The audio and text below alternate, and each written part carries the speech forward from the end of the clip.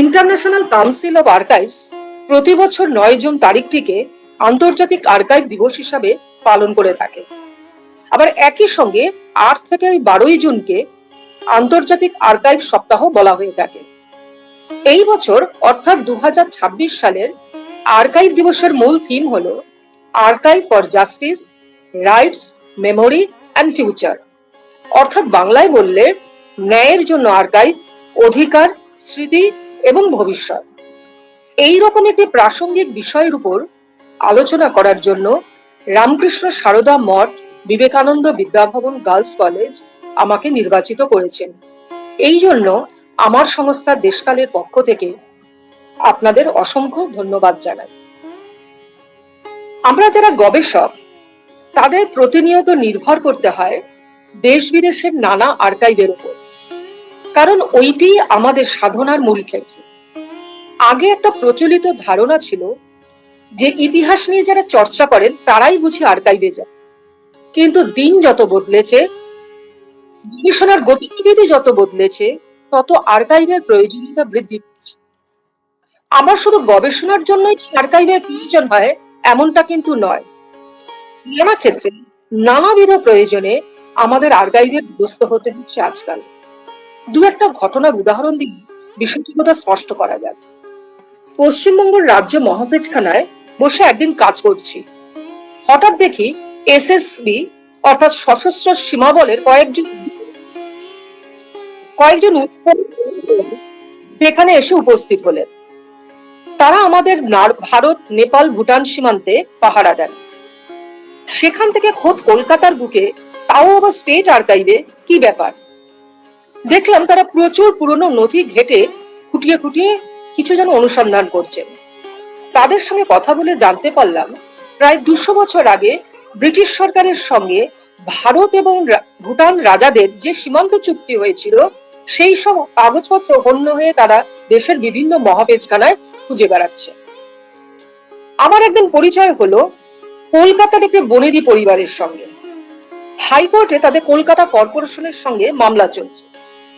British আমলে কলকাতার একটি বিশেষ অঞ্চলের বিশদ খোঁজে তারা আর্কাইভে এসেছেন। নির্দিষ্ট তথ্য পেলে কোর্টে তাদের সপক্ষে সওয়াল করতে সুবিধা হবে। সরকারি ভূমি ও ভূমি রাজস্ব দপ্তরের মহাপেজখানায় এরকম কত শত মামলার জন্য যে উকিলদের হন্যে হয়ে ঘুরতে দেখেছি তা বলে শেষ করা যায় না। ন্যাশনাল লাইব্রেরির সুবিশাল নিউজ পেপার আর্কাইভ কত গুরুত্বপূর্ণ মামলার যে সমাধান করেছে তার খবর কে রাখে? আর কলকাতা হাইকোর্টের আর্কাইভ, সে তো নিজেই সবচেয়ে বড় আর্কাইভ অফ জাস্টিসের সাক্ষী। শহরের কথা, শহরের মানুষগুলোর কথা, কত শত ঘটনার নথি সে যে নিরন্তর সংরক্ষণ করে চলেছে তার খবর আমরা কতটুকু রাখি? আজকের যুগ হলো ডেটা ব্যাংকের যুগ। যার হাতে যত বেশি তথ্য ভান্ডার, সে তত বেশি এগিয়ে। আর্কাইভ সত্য ঘটনার সমস্ত তথ্য সংরক্ষণ করে, কোনো গল্প কথা সেখানে খাটে না। এক কথায় বলা যায় যে আর্কাইভ হলো সত্যান্বেষী। গোয়েন্দাগিরি করে সে সত্য ঘটনা সকলের সামনে এনে হাজির করে। প্রতিটা দেশে শাসক দল ঘটে যাওয়া ঘটনাগুলোকে একরকম করে ব্যাখ্যা করে, কিন্তু প্রকৃত ঘটনা কি হয়েছিল তা জানা যায় আর্কাইভের নথি থেকে। আজকে আমাদের আলোচনার বিষয় আর্কাইভ ফর জাস্টিস। ফলে 2-4টি উদাহরণ দিলে বিষয়টা অনেক স্পষ্ট হবে। প্রথমে যাই আমরা আমাদের দেশের বাইরে। দক্ষিণ পূর্ব এশিয়ার দেশ কম্বোডিয়া। 1970-এর দশকে খেমারুল রুজের শাসনকালে সেখানে যে গণহত্যা হয়েছিল তার কথা তখন সেভাবে প্রকাশ্যে আসেনি। 1995 সালে ডকুমেন্টেশন সেন্টার অফ কম্বোডিয়া যখন স্থাপন হলো, তখন প্রকৃত ঘটনা সামনে এলো। গণহত্যা ও মানবাধিকার লঙ্ঘনের প্রমাণ হিসাবে লক্ষ লক্ষ নথি ও ছবি সংগ্রহ করে রেখেছে এই আর্কাইভ। পরে অপরাধীদের বিচার করার সময় এই সব নথি দুর্মূল্য হয়ে উঠেছিল। আরো একটা উদাহরণ, দক্ষিণ আমেরিকার দেশ চিলি। সেখানে 1970 থেকে 1990 সালের মধ্যে স্বৈরাচারী শাসক সেই দেশের আগস্তা পিনোচেটের আমলে মানবাধিকার লঙ্ঘনের জঘন্য সমস্ত ঘটনা ঘটেছিল। সেই সমস্ত নথি ও স্মৃতিকথাকে যত্ন করে সংরক্ষণ করে 2000 সালে খোলা হয় museum of memory and human rights. সে দেশে প্রান্তিক জনগোষ্ঠীর উপর যে অত্যাচার হয়েছিল এই আর্কাইভ আস্থা প্রকাশ্যে এনেছে। মধ্যপ্রাচ্যের দেশ সিরিয়ার গৃহযুদ্ধের কলঙ্কজনক অধ্যায়ে ধরা আছে সিরিয়ান রেভলিউশনারি মার্টিয়ার্স ডেটাবেস আর্কাইভে। আরো একটা ঘটনা, ইসরায়েলের জুখার্ড 1948 সালের সে দেশে ঘটে যাওয়া অত্যাচারের দলিলগুলো সংগ্রহ করে বাস্তুচ্যুত মানুষের ইতিহাস ধরে রেখেছে এই জুখার্ড আর্কাইভ। আমরা সকলেই জানি হিটলারের নৃশংস ইহুদি নিধনের তথ্য ধরে রেখেছে বিশ্বের তাবর তাবর আর্কাইভগুলো। এর মধ্যে উল্লেখযোগ্য হলো United Nations war crimes commission, German federal archive, United States holocaust memorial museum archives এর মতো পৃথিবী বিখ্যাত আর্কাইভগুলো। সব অপরাধের বিচার হয়তো আর্কাইভ করতে পারে না, তবে ভবিষ্যতের কাছে অত্যাচারিতদের কথা প্রকাশ্যে পেশ করে কিছুটা হলো ন্যায় বিচারের সুযোগ করে দেয় আর্কাইভ। এই একই উদ্দেশ্য নিয়ে গঠিত হয়েছিল আমাদের প্রতিবেশী রাষ্ট্র বাংলাদেশের মুক্তিযুদ্ধের জাদুঘর আর্কাইভ। ইন্টারন্যাশনাল ক্রাইম ট্রাইব্যুনালে এই আর্কাইভে দেওয়া তথ্য অত্যন্ত গুরুত্বপূর্ণ নথি হিসাবে কাজ করেছিল। আর্কাইভ মানে যে শুধু কাগজের নথি তা কিন্তু নয়, ছবি, কণ্ঠস্বরূপ, এমনকি ভিডিও ক্লিপিংসও ধরে রাখা হচ্ছে আজকের আর্কাইভস গুলোতে, যেখানে ভবিষ্যতের গবেষক বিচার ব্যবস্থায় সরকারি নীতি নির্ধারণে এইগুলোর ডেটাবেস হিসাবে কাজ করবে। সারা পৃথিবী জুড়ে আর্কাইভ তৈরি করার প্রবণতাও সেই কারণে বৃদ্ধি পাচ্ছে, যাতে অতীতের সঙ্গে ভবিষ্যতের মেলবন্ধন ঘটানো যায়। আমাদের দেশেও রয়েছে এরকম বহু আর্কাইভ। ন্যাশনাল আর্কাইভের পাশে প্রতিটি রাজ্যে রয়েছে স্টেট আর্কাইভ। প্রতিটি সরকারি দপ্তরের নথি সংরক্ষণ করে রাখার প্রয়োজন হয় আর্কাইভে, কিন্তু আমাদের দেশে দুর্ভাগ্যের বিষয় এই প্রক্রিয়াটাই খুব দুর্বল। রাইট টু ইনফরমেশন চালু হওয়ার পর পরিস্থিতি কিছুটা উন্নত হলেও আর্কাইভের গুণমান নিয়ে অভিযোগ বিস্তর। সরকারি দপ্তরগুলো থেকে তথ্য জানার অধিকার সকলের, কিন্তু তার জন্য যে কাঠখড় পোড়াতে হয় তাতে প্রত্যক্ষ বা পরোক্ষভাবে আমাদের মানবাধিকার লঙ্ঘন হয়। এই নিয়ে সচেতনতা গড়ে ওঠেনি, তবুও তার মধ্যে দু একটা নাম করা যেতেই পারে। মানবাধিকার রক্ষায় আমাদের দেশে রয়েছে association for protection of Democratic rights বা এপিডিআর। মানবাধিকার লঙ্ঘনের মতো ঘটনাগুলোকে তারা সামনে নিয়ে আসছে, লিখিত ওরাল হিস্ট্রি তারা নথিবদ্ধ করছে। অত্যাচারিতরা যাতে বিচার পান তার জন্য এপিডিআর এর যে আর্কাইভ ও তাদের প্রত্যক্ষ সংগ্রাম অত্যন্ত প্রশংসনীয় ভূমিকা নিয়েছে। 1970-এর দশকে পশ্চিমবঙ্গের রাষ্ট্রীয় সন্ত্রাস, বিশেষ করে অর্চনা গুহ মামলার যে তথ্য তারা আর্কাইভ করেছে তা অভাবনীয়। বিচার যে সবাই পেয়েছেন তা নয়, তবে চরম হতাশার মধ্যেও এই ধরনের উদ্যোগগুলো কিছুটা হলেও আমাদের কাছে আশার আলো নিয়ে আসে। আমাদের রাজ্যে কৃষক ও শ্রমিকদের ভয়াবহ পরিস্থিতির বহু নথি সংরক্ষণ করে রেখেছে নাগরিক মঞ্চের মতো একটি সংগঠন। অসংগঠিত শ্রমিক, ছোট ব্যবসায়ীদের দুরবস্থার কথা আমরা জানতে পারি তাদের আর্কাইভ থেকে। অকুপেশনাল ডিজিজ বা পেশাগত রোগের মর্মান্তিক কাহিনী প্রথম জনসম্মুখে তারাই নিয়ে এসেছিলেন। তাদের একনিষ্ঠ লড়াই ডকুমেন্টেশনের উপর ভর করে দরিদ্র মজদুররা বেশ কিছুটা ক্ষেত্রে হলেও কিছুটা আইনি সহায়তা পেয়েছেন। সাম্প্রতিককালে আমরা অ্যাসোসিয়েশন ফর ডেমোক্রেটিক রিফর্ম বা এডিআর এর কথা শুনছি। ভারতের রাজনৈতিক ও নির্বাচন সংক্রান্ত পরিসংখ্যানের বিরাট তথ্য ভান্ডার তৈরি করে তারা যে প্রকৃত ঘটনা প্রতিদিন সামনে নিয়ে আসছেন, তাতে মানুষের তথ্য জানার অধিকারকে, ন্যায় বিচার পাওয়ার অধিকারকে আরো শক্তিশালী করে তুলছে। আর্কাইভ গঠন হলে যে সব সমস্যার সমাধান হয়ে যাবে এমনটা কিন্তু নয়, কিন্তু মানুষ প্রকৃত ঘটনা জানতে পারবে। আমাদের যে চারদিকে পাহাড় প্রমাণ সমস্যা রয়েছে তাতে এইসব উদ্যোগগুলো নেহাতই সামান্য। প্রয়োজন সরকারি অসরকারি নানাবিধ যত্নশীল উদ্যোগ। ঘরে বসে নয়, ফিল্ড ওয়ার্ক করে, মেধা ও পরিশ্রমের সঙ্গে সমীক্ষা করে সংগ্রহ করে আনতে হবে এইসব তথ্য। তবেই সেই আর্কাইভ হবে বাস্তবের দলিল, নয়তো হবে সব বস্তা পচা কতগুলো কাগজের স্ট্যাটিস্টিক্স। আর্কাইভ মানে কিন্তু শুধুমাত্র সরকারি উদ্যোগ নয়, বেসরকারি অসরকারি উদ্যোগেও তৈরি হতে পারে অসাধারণ সব তথ্য ভান্ডার। আজকাল ব্যক্তিগত উদ্যোগে, পারিবারিক উদ্যোগেও খুব ভালো কাজ হচ্ছে। যেহেতু সেই কাজগুলো সরাসরি আর্কাইভ ফর জাস্টিসের শিরোনামের অন্তর্ভুক্ত নয়, ফলে সেগুলোকে এই আলোচনা থেকে আমি বাদ রাখলাম। কিন্তু যদি গুণমানের দিক থেকে বিচার করি, সেই সব আর্কাইভ গুলো অত্যন্ত শ্রদ্ধার সঙ্গে স্মরণীয় হয়ে থাকে। এবার আসা যাক আমাদের কথায়। আমরা অর্থাৎ দেশকাল। কেন রামকৃষ্ণ সারদামঠ বিবেকানন্দ বিদ্যাভবন গার্লস কলেজ আমাদের আমন্ত্রণ জানালেন এই বিষয়ে বলবার জন্য? এই বিষয়ে কাজ করার আমাদের কিঞ্চিত অভিজ্ঞতা আছে, এবার সেই কথাই একটু বলি। 1984 সালে দেশকালের জন্ম দমদমের একটি আঞ্চলিক পত্রিকা হিসাবে। প্রতিষ্ঠাতা সম্পাদক ছিলেন শ্যামল ঘোষ। প্রথম থেকেই পত্রিকার উদ্যোগ ছিল দমদমের আঞ্চলিক ইতিহাসকে সংরক্ষণ করা।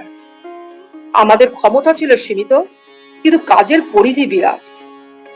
ওই সীমিত সামর্থ্য নিয়ে আমরা শুরু করেছিলাম দমদম ও বৃহত্তর দমদমের যাবতীয় লুপ্তপ্রায় নথিকে একত্রিত করার কাজ। গবেষণা করে, আর্কাইভ ঘেটে, সমীক্ষা করে, বহু মানুষের সাক্ষাৎকার নিয়ে যা কিছু তথ্য আমরা পেয়েছিলাম তা দেশকালের পত্রপত্রিকায় এবং বইতে নথিবদ্ধ করে রাখলাম। আমাদের যারা প্রণম্য পূর্বসূরি, তারাও এইভাবেই কাজ করে গেছে। তাদের ত্যাগ, মেধা, পরিশ্রম আমাদের প্রতিনিয়ত উদ্বুদ্ধ করে। কয়েকটা নাম করি। মুর্শিদাবাদ চর্চায় নিখিলনাথ রায়, যশোর খুলনার ইতিহাস রচনায় সতীশচন্দ্র মিত্র, হুগলি জেলার জন্য সুধীর কুমার মিত্র, বীরভূম জেলার পঞ্চানন চক্রবর্তী, বর্ধমান জেলায় যজ্ঞেশ্বর রায়চৌধুরী, তারপর রাধাকমল মুখোপাধ্যায়, হরিদাস পালিত, তারাপদ সাত্রা প্রমুখ, এরা নিজেরাই ছিলেন এক একটা আর্কাইভ। যাই হোক, এইভাবে আমরা সংরক্ষণ করে রাখার কাজ করে চলেছি কলকাতার উত্তরে দমদম ও তার সংলগ্ন অঞ্চলের ইতিহাস। প্রায় 4 দশকের বেশি সময় ধরে আমাদের সংস্থা এই কাজ করে চলেছে। এখন প্রশ্ন উঠবে, আমাদের কাজ কিভাবে আর্কাইভ ফর জাস্টিসের কাজ করছে? তা কি করছি আমরা? এবার সেই কথা একটু বলি। আপনারা অনেকেই জানেন দমদমে রয়েছে বিখ্যাত ক্লাইভ হাউস। আর্কাইভাল এভিডেন্স নিয়ে আমরা কাজ করতে গিয়ে বুঝতে পারি এই বাড়ি শুধু দমদমের জন্য নয়, পশ্চিমবঙ্গ, সারা ভারতবর্ষের ইতিহাসের এটি একটি অত্যন্ত গুরুত্বপূর্ণ ভরকেন্দ্র। কেন? এখন সেই সব আলোচনা এখানে তোলা থাক, এগুলো এই আলোচনায় সেইগুলো আলোচনা করার বিষয় না। ক্লাইভ হাউস বাড়িটি এবং বাড়ির সংলগ্ন ঢিবিকে সংরক্ষণ করে প্রত্নখননের আর্জি আমরা জানাতে শুরু করি সেই 1980 সাল দশক থেকে। অবশেষে 2001 সালে আর্কিওলজিক্যাল সার্ভে অফ ইন্ডিয়া এই ঐতিহাসিক বাড়িটি অধিগ্রহণ করে এবং প্রত্নখনন শুরু করে। খননের ফলে সেখান থেকে প্রায় 2500 থেকে 3000 বছরের পুরনো প্রত্ন সামগ্রীর হদিশ মিলল। কলকাতা যে 300 বছরের পুরনো শহর নয়, এটি যে কয়েক হাজার হাজার বছরের পুরনো, এই সভ্যতা সেই সব নিদর্শন বহন করে চলেছে। এবং যা পাওয়া গেল একেবারে খুব দমদমের বুক থেকে। কিছু কাগজে নথি দিয়ে কলকাতা শহর যে ব্রিটিশদের তৈরি করা শহর, এটা এতদিন বলে চলা আসছিল, এটাই সকলে বলছিলেন। তার বিরুদ্ধে দমদমের প্রত্নতাত্ত্বিক যা খনন হলো, সেগুলো দাঁড়ালো পাথুরে প্রমাণ। আগের যে কথা ছিল সেটাকে পুরো খণ্ডন করে দিল দমদমের ইতিহাস। সেই সব প্রত্নবস্তু ও নথি সংরক্ষণ করার এই কাজটা করছে আর্কিওলজিক্যাল সার্ভে অফ ইন্ডিয়া। ভুল তথ্যকে খণ্ডন করে প্রকৃত ইতিহাসকে সামনে নিয়ে আসাটাও এক প্রকার আর্কাইভ ফর জাস্টিসেরই কাজ। কিন্তু এবার আরেকটা উদাহরণ দিই। দমদমে রয়েছে আফগান ওয়ার মেমোরিয়াল নামে একটা মনুমেন্ট। 1841 থেকে 1842 সালে ইন্দো আফগান যে যুদ্ধ হয়েছিল তার স্মারক হিসাবে দমদমের বুকে ব্রিটিশরা এই মনুমেন্টটি তৈরি করেছিল। এই মনুমেন্টের ইনস্ক্রিপশনে খোদাই করা রয়েছে যুদ্ধে নিহত ব্রিটিশ সেনাদের কথা, কিন্তু আর্কাইভাল এভিডেন্স বলছে ওই যুদ্ধে 21,000 ভারতীয় সেনা মারা গিয়েছিলেন, কিন্তু তার উল্লেখ কিন্তু ওই মেমোরিয়ালে কোথাও উল্লেখ নেই। কলোনিয়াল স্থাপত্যে যে ইতিহাস অবহেলিত পড়ে রয়েছে তাকে আর্কাইভাল এভিডেন্স দিয়ে প্রকাশ্যে আনাটাও হলো আর্কাইভস ফর জাস্টিসের এখতিয়ারের মধ্যে, এবং আমরা সেই কাজটা আমাদের গ্রন্থের মাধ্যমে প্রকাশ্যে নিয়ে আসলাম। আমরা সকলেই জানি 1857 সালে সিপাহী বিদ্রোহ সংগঠিত হয়েছিল, যাকে ভারতবর্ষের প্রথম স্বাধীনতা সংগ্রাম বলা হয়। পাঠ্যপুস্তকে এই বিদ্রোহের সূচনা স্থল হিসাবে ব্যারাকপুর ক্যান্টনমেন্টের কথা বলা হয়, কিন্তু দেশকাল যে ব্রিটিশ রিপোর্ট প্রকাশ্যে এনেছে তাতে দেখা যাচ্ছে 21শে জানুয়ারি 1857 সালে দমদমের সিপাহীরা প্রথম এই বিদ্রোহ সংগঠিত করেছিল। এরপর বহরমপুরের সেনারা ও তারও পরে ব্যারাকপুরের সেনারা এই বিদ্রোহে সামিল হয়েছিল। অধিকাংশ ইতিহাস বইতে দমদমের সিপাহীদের এই যে বিপ্লবের কাহিনী তা অনুল্লেখিত রয়ে গেছে। মহাফেজখানার দলিল দিয়ে, নথি দিয়ে সেগুলো যখন আমরা প্রকাশ করলাম, সেটাও এক ধরনের আর্কাইভস ফর জাস্টিসের উদাহরণ হয়ে থাকলো। দমদমের পাশেই রয়েছে সল্টলেক।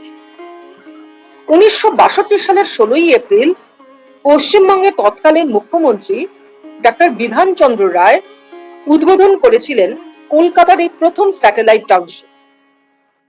সল্টলেকের রূপকার বলতে আমরা সকলেই ডাক্তার রায়ের কথাই উল্লেখ করি, কিন্তু সেটা তো হলো আধুনিক নগরায়নের গল্প। তার আগে কি সুন্দরবন ছিল না? তার আগে কি লবণহ্রদ ছিল না? তার বহু আগে সুন্দরবনের বাদাবন আবৃত ছিল হচ্ছে এই সল্টলেক। এই সাপোজ সংকুল জলা জঙ্গলকে সমস্ত বিপদের সঙ্গে লড়াই করে গরিব মৎস্যজীবীরা এই বাদাবন পরিষ্কার করে লবণহ্রদ তৈরি করেছিল। এই সব কথা কোথাও কি লিপিবদ্ধ করা আছে? এই বাদাবনেই আপনারা শুনলে অবাক হয়ে যাবেন, এশিয়া মহাদেশের অন্যতম বৃহৎ মৎস্যজীবী সমবায় সমিতি তারা গড়ে তুলেছিলেন। তথাকথিত শহরের আধুনিকতার থেকে শত সহস্র দূরে থেকেও নিরক্ষর এই মানুষগুলি বুঝতে পেরেছিলেন তাদের ভবিষ্যৎ প্রজন্মের জন্য স্কুল করা দরকার। এই জন্য তারা তৈরি করেছিলেন জাতীয় বিদ্যালয়। 1930 সালে মহাত্মা গান্ধীর ডাকে যখন লবণ সত্যাগ্রহ হচ্ছিল, তখন কলকাতার খুব অদূরেই এই লবণ হ্রদের মৎস্যজীবীরাই লবণ সত্যাগ্রহের আন্দোলন করেছিলেন। এটা কিন্তু কোনো খবরের কাগজ বা বইতে তেমন ভাবে রিফ্লেক্ট হয়নি। সরকারি মহাফেজখানায় সংবাদপত্রের কিছু নথি, ছবি তুলে ধরে আমরা সেই সাবালটার্ন হিস্ট্রিকেই অনেক বেশি ইতিহাসের আলোকে নিয়ে আসলাম। এটাও জোরালো ভাবে আর্কাইভস ফর জাস্টিসের নিদর্শন হয়ে গেল। এরকম উদাহরণ অসংখ্য দেওয়া যায়। আমাদের গবেষণা বিজ্ঞান ভিত্তিক করতে হলে আর্কাইভের দ্বারস্থ আমাদের হতেই হবে। গল্প কথা দিয়ে ইতিহাস রচনা করা কিন্তু যায় না। আর্কাইভ হচ্ছে তার প্রধান হাতিয়ার, আর এই জন্যই আর্কাইভ গঠন করা দরকার। আর্কাইভকে শুধু গবেষণার কাজে নয়, আমাদের নিত্যদিনের গুরুত্বপূর্ণ কাজে আর্কাইভকে আমাদের সঙ্গী করতে হবে। তবেই আর্কাইভ ঠিক মতো আর্কাইভস ফর জাস্টিসের কাজ করবে। ন্যায়ের জন্য আর্কাইভ, এই স্লোগানকে বাস্তবায়িত করার দায়িত্ব আমাদের সকলের। ধন্যবাদ, নমস্কার।